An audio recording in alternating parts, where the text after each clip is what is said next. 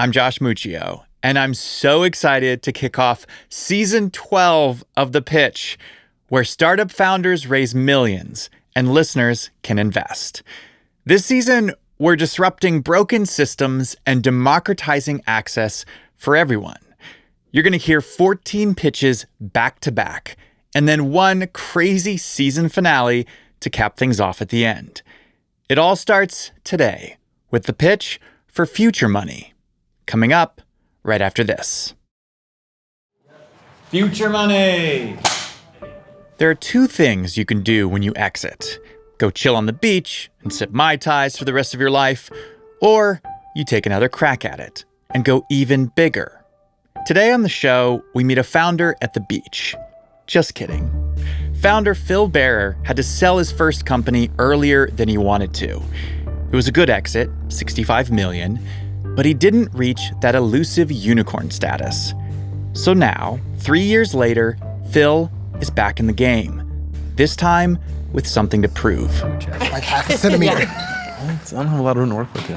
Today, Phil is pitching Cyan Banister. Hey, Cyan, Phil. Hi. Charles Hudson. Hey, I'm Charles. Phil. Elizabeth Yin. Elizabeth. Matt Conwell. How's it going, Phil? And a new investor to the show, Jesse. Jesse Middleton with Flybridge. All right. Good afternoon, everyone. My name is Philip Barrar. I'm the founder and CEO of FutureMoney. My generation, millennials, are the first generation to be financially worse off than their parents' generation.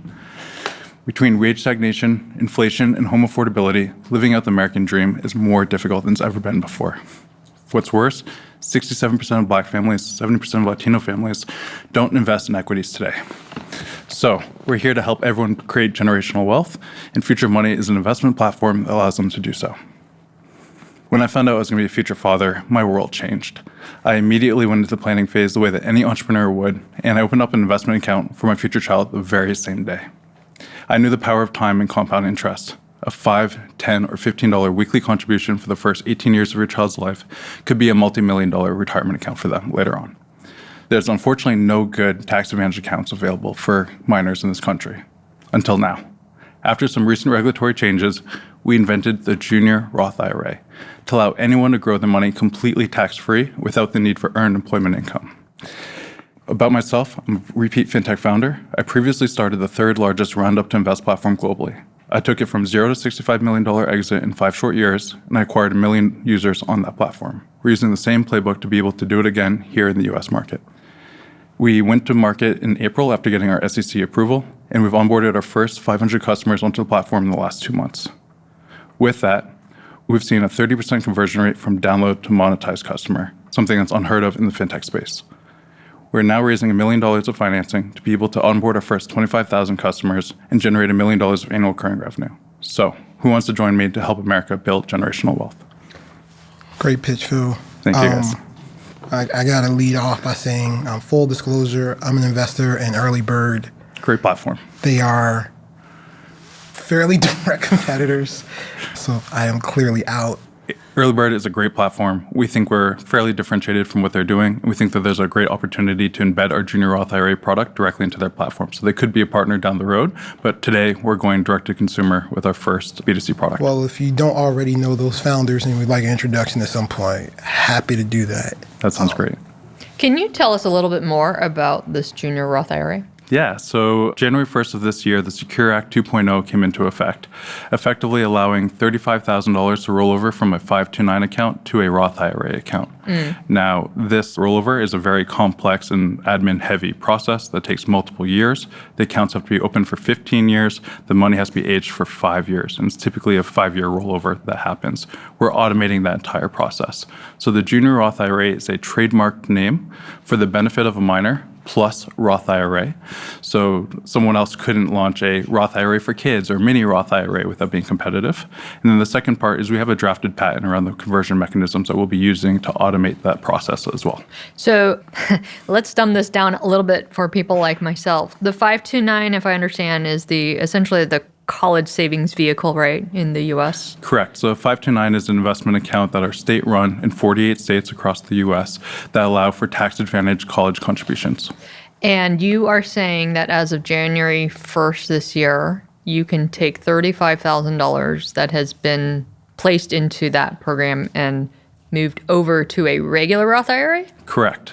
At a $7,000 a year increment once the users reach the age of majority. So $7,000 every year for 5 years. For 5 years, correct. Got it. But only after they're 18. Only after they reach the age of majority and the accounts have been open for 15 years and that the money's been in the account for 5 years. And so the path then, I guess to kind of summarize, is like you would get parents or relatives or friends to initially contribute to essentially a 529 plan.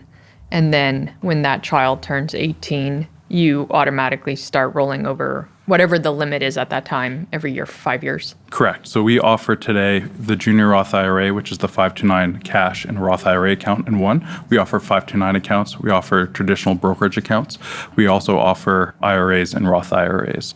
When you start the rollover process, let's say at age 18, hopefully my child would be working by then.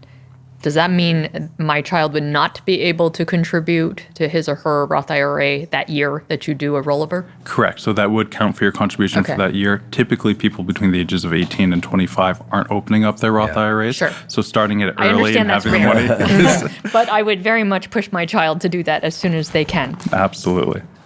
And anyone can open up a Junior Roth IRA. You don't have to be a minor. So if you're not making income today and you think you'll be making income tomorrow, at whatever point that is, you can use a Junior Roth IRA. So homemakers, mothers who are on maternity leave could use something like this as well for their own use.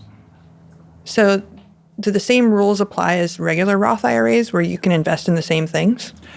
So during the portion in which the child's a minor, those are in those state-run programs. They're pretty standard index funds tracking the S&P 500 mostly. So we are partnered with the John Hancock program to be able to offer that today. And then once the child turns 18, that rollover goes into a Roth IRA and you can invest in anything that a Roth would be allowed for. Interesting. And your special sauce in this is the sort of singular path, create it, put the money in, not have to think about it again. For folks who have 529s today for their kids, would you take those on board? Or if somebody has that, kid turns the age of majority, they can move $7,000 a year themselves? Yeah, so there's definitely a rescue component to locked up 529 money that we're going to be looking at. But right now, only about 15% of the U.S. population has a 529 account. So that's not a huge component. For us, the parents that we're talking to don't realize the tax advantages that are there. They discover this product, they trip over our Facebook ads or our TikTok content, and they say, this is a great product. Then they come into our product experience. We have a really simple and easy guided solution to get them started. And the barrier to entry is a $5, $10, or $15 weekly contribution. So it's a very low entry point to have a very massive impact for those users. So we're targeting first-time parents. So to deal with like the timing is the idea that you'll get people in on your own 520? Because I'm just looking at the math. The assets themselves have to mature before you can start to flip them. And just sort of like, what's your relationship like with the customer until those assets mature? We manage the investments all the way from point of deposit to the point of withdrawal. We charge a $48 a year annual membership for accounts under $20,000 a year. We charge 25 basis points for accounts over $20,000 a year. So we are very cost effective. If you were to do this yourself, you'd probably spend more time and potentially headaches and potentially do it wrong than it would to pay $48 a year and have a 1 hour payback period. If you're a low income family member, we offer a 50% discount. If you are making less than $30,000 a year as a family, we offer a 100% discount on our service fees. You mentioned running this playbook before. Walk us through a little bit about how you scaled up that Roundup investment platform. Sort of what comes, you don't have to give all the secret sauce, but give us like high level playbook. What was unique about it? Yeah, absolutely. So with my last company, I started in 2015. We launched the product in 2017. It took us about $1.5 million to get that product to market. So we've done this for a fraction of the cost here, second time around. With that last playbook, we use a paid, earned, and owned model. So we were using TikTok influencers, Meta ads, press and PR to build credibility. We were in the news about once a week, and then double-sided incentive programs and affiliate models. We saw a blended cost of about $18 per monetized customer on the last platform, and we did that at scale. The acquirer who bought that product continues to be one of the most profitable product lines that they have for the company. What is your marketing plan? So we are starting with our paid earned owned marketing channel. We've had some great partnerships with TikTok influencers. We are starting a free investing class for parents so they can learn how to invest and have a special offer at the end of that. We are talking with partnerships with a lot of different baby brands that are interested in doing this, because obviously the best day to get started is the day a child's born or before. We do allow that on the platform as well. And then we are exploring B2B optionality for this. So embedding this product with financial incumbents, thinking about the green lights, financial advisors who are managing accounts for families. Are you already talking with those folks or not yet? So we have 6 major incumbents that we're in conversations with. They would like to see between 25 and 50,000 customers on the platform, although we just had a great pitch with an insurance company yesterday that is interested in exploring further. So it is early discovery, but we are having those ongoing conversations, yes. But up front, you're really kind of competing with, because for the customer, it's sort of like 529 with you or 529 with someone else on the front door, right? Correct, but most of our customers don't have 529 accounts, so they see this as the Junior Roth IRA, and that's the part. So we're, yes, under the hood, it's a 529, but the Junior Roth IRA is its own category. Okay. What have you not figured out about this business? The pitch for Future Money will be back after this. What have you not figured out about this business? B2B is definitely one of them. The future of finance, in my opinion, is multiplayer. Right now, surviving day to day has been more and more difficult. So we are introducing the ability to invest for yourself, the ability to have shared goals and have a goal-based functionality. So we think that the entry point to families is through parents investing for their minor children, but eventually it's going to be adult children taking care of their senior parents or siblings, taking care of each other domestically or internationally. So we are looking at building the one place to manage all aspects of your family's financial life. And this is our entry point into that spot. I love this future. One of the things my friends and I used to do is have a shared savings account. Yes. And we would all contribute to it. And so if anybody had a financial hardship, they would withdraw and then they would bring it, put it back. Are you going to do anything like that? That's a great concept, and we haven't explored that yet, but we'd definitely be open to it. The way that our shared goals currently work is if you had a couple that were saving for a down payment on a house, you have a shared view of that with 2 individual investment accounts. When it comes time to withdraw those funds, you withdraw your portion of those contributions back into your own accounts, and then you execute on whatever that purchase is individually. So you're raising $1 million. Tell us a little bit about your round. Absolutely. So we raised $500,000 on a pitch deck to bring this product live to market. And now that we have our registration and our first paying customers on the platform, we're raising an additional $1 million. Out of that million, we have $750,000 committed at a $7 million safe. And we're looking for an additional $250,000 to be able to close out the rest of this round.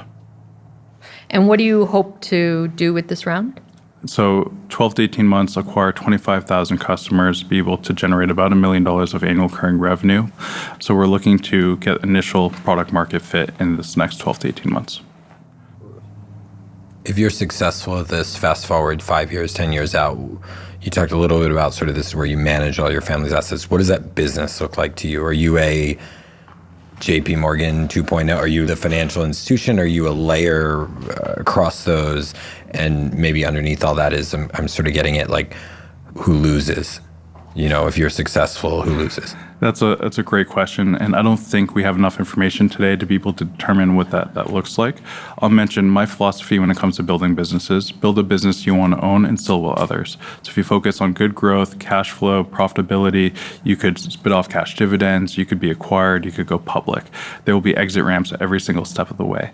We know that there'll be interest from the incumbents. There's probably an opportunity to disrupt the incumbents. Too early to tell, but we have lots of great options, and I think we're building in the right way to get there. At the end of the day, money is a commodity. So your 529 plan is the same as everyone else's. Correct. So how do you think about marketing in this space and winning that business? Yeah, the trademark definitely helps understanding the consumer profile and what matters to them.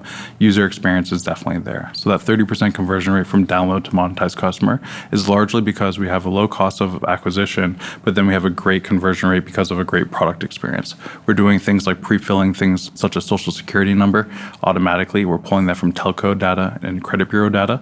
And then we have a great user experience that allows them to visualize where the money's going. So the insights from the previous business, the goal-based approach, approach, the great user onboarding all helps us with that. But the onboarding aside, I think even one step above in the funnel, like what is the messaging that you're using that other people are not? Yeah, it's definitely modest deposits today could be life-changing for your children in the future. They're worried about home ownership. They're worried about emergency funds. They're worried about will their children be okay? And this is a peace of mind play. There are four main competitors in the space that we see. Earlybird, obviously, Backer, UNest, and Acorns Early. All of them are focused on short-term to medium-term goals. No one's focused on this generational wealth building component. I think I have to tap out. We are small investors in UNest through an acquisition, and we have a multiplayer family money product that aims to end up in the same place as you, but from a very different starting point. And the more I hear, the more I think we're probably conflicted out. Okay. I just want to point this out. You are exactly the reason why investors like investing in repeat founders. Great pitch. Thank you. You know all your numbers inside and out. You know your strategy for like every step of the business. Thank you. You understand the partners. You've been the first entrepreneur to sit in front of us and talk about your competitors. If it wasn't for the fact that I was an investor in Earlybird, I'd be really interested right now. I appreciate the compliment. Thank you. So I'm a big fan. I love Roths. I think that more people need to have them.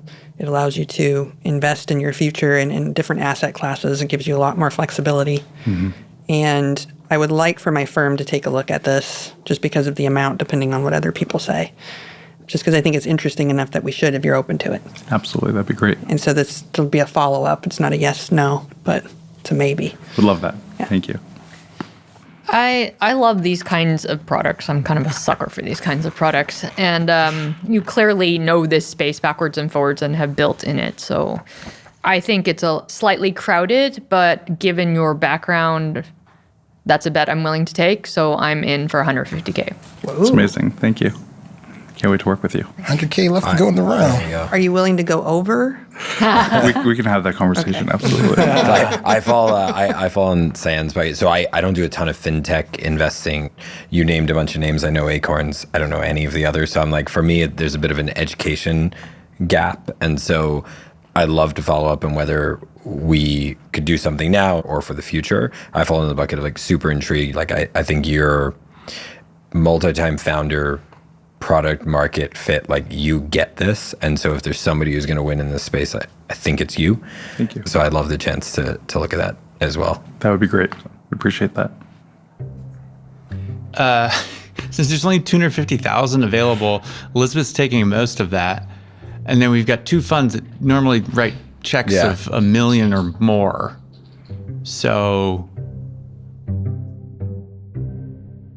we'll be right back. Since there's only 250,000 available, Elizabeth's taking most of that. And then we've got two funds that normally write checks of $1 million or more. So it's a conversation to have. It's like, do you raise more? Is there a price that makes sense to raise more versus the current one? So I think we'll have that conversation in the coming week. And if we're really excited, we'll make it work. And if you're really excited, you'll make it work. And that's generally how these come together. Absolutely. You guys could also all make an offer and just say, to heck with us. Yeah. But, I mean, I would put in money personally, and I would still love to. It's just that when I see deals like this, you know, I'm always evaluating, is this an angel return or a venture return? But this is a venture return company. And I have a fiduciary responsibility to my LPs to try. So it's one of those things where I've got to try. Yeah. But if my fund passes, I would love to put in 50K. That's amazing. We'd love to work with you as well. Yeah. And just on the venture return component, our path to $100 million in annual recurring revenue is 2 million users on the product. Mm-hmm. There are 3.5 million babies born in the US every single year. So we definitely think we can get to that unicorn status in 5 years of executing well by doing that. So we'd love to chat. Maybe it's angel today and it's your fund when we de-risk the business possibly. even further. Well, Phil, before you give away the rest of your round to the people waiting out in the audience, the pitch fund would like at least 50K. This round is going. Yeah. We'll make it happen. There's ways to make it all work. Congratulations, Phil. Yeah, congrats. Thank you, guys. Awesome. Nice. It's great meeting all of you. That was Yeah, great meeting you thanks. too. Thank you for working on something important. Yeah. Thank you. Yeah. Bye, guys. Thanks.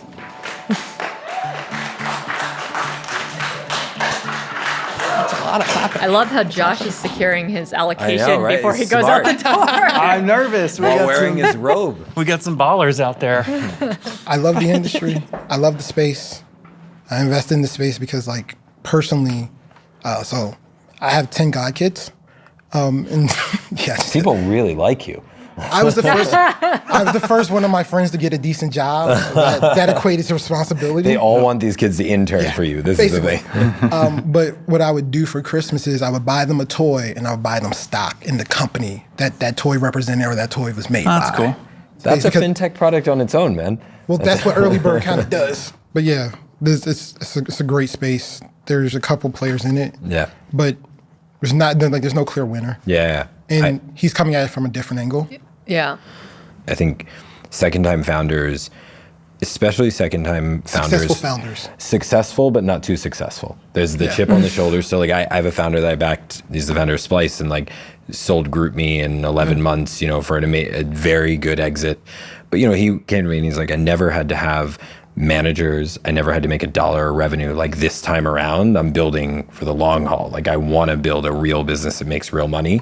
So I think when you have that reasonable win and you're coming at it again, you come really prepared and you come with this feeling that like, I'm going to make a difference, an even bigger difference. Yeah. The big hit's usually not the first one. Yeah. Long term, this opens up a lot of people to become angel investors. Yeah, Because I Roth will allow would that. really love to buy equity in startups on behalf of children. Then they're not taking the risk. And if it goes well, You could set up then a trust any your day you Roth want. IRA at 65 would be worth like Oh, tons the of money. stories that could come from that. So Oh, yeah. That's the product I want. Elizabeth, you said you're a sucker for these kinds of businesses? Yeah, did you these mean? sort of alternative wealth building things, I guess you could call it. So like alternative asset classes or like the... Either. Anything that So- allows people to become wealthier all around. Yeah. So when he kind said of- like we're wanting to make generational wealth accessible to anyone, you're like, I'm in. Well, I love that mission. You can say whatever you want, but you have to have the substance to back it up. But yeah, this is very compelling. Yeah. So why are you not concerned about the competition here?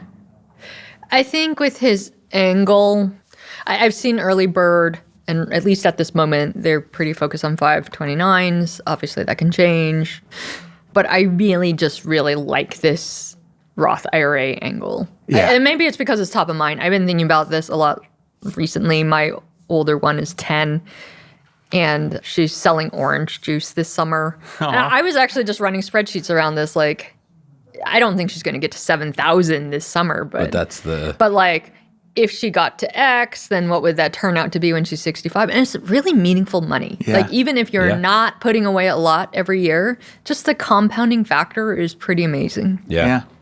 My 8-year-old was like, we talk about private companies all the time and stocks, and he knows he owns a little bit of OpenAI, and he knows he owns this and that, whatever. And he's like, how can I buy stuff? And then he said to me, he goes, you know what I'd buy? He said, I fly Delta Airlines a lot, so I would buy Delta.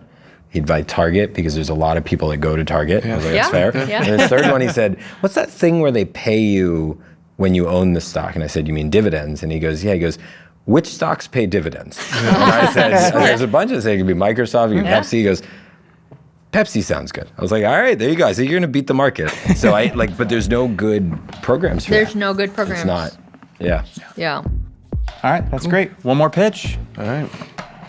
I like the name Junior Roth. It's a great, Yeah. it's a great brand. He should also trademark Roth Jr. Phil walked out of the pitch room with commitments of $150,000 from Elizabeth, $50,000 from the pitch fund, and 2 potential lead investors. But as you heard, there's not a lot of room left in this round. Let the fight for allocation begin!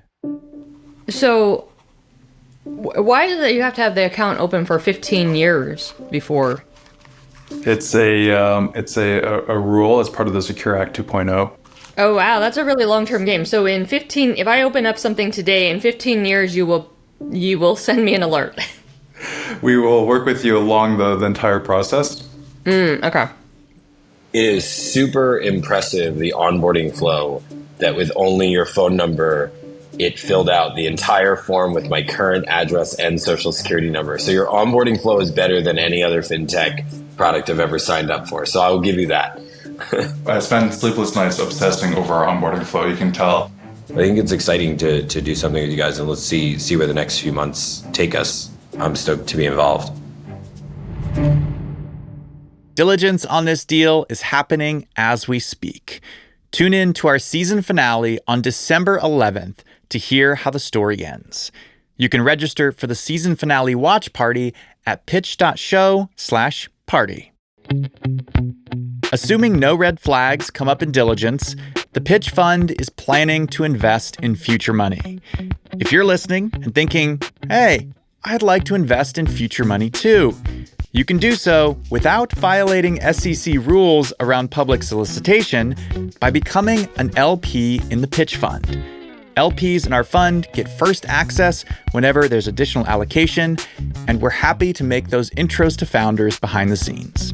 The Pitch Fund 1 will close to the general public this December. So, if you've been on the fence, taking a wait-and-see approach, this is the last opportunity. The window to invest in Fund 1 will close on December 15th. After that, you'll have to wait for Fund 2 in 2026. If you're interested, learn more at thepitch.fund. Next week on The Pitch. Traditionally, to attach two objects, you need tape, glue, or suction. This isn't a tape, this isn't a glue, this isn't a suction. We're currently on the International Space Station. Honda, Ford, Toyota, GE, Intel, Hyundai are just some of our customers here on Earth. So this is like the things you see in all the info commercials that are supposed to hold your picture frame up and never actually work. Except this one actually Except works. this one works. We sell it for $1,000. $1,000 for how much of it?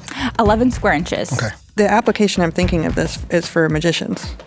Oh, This valuation's really high. there's no valuation set.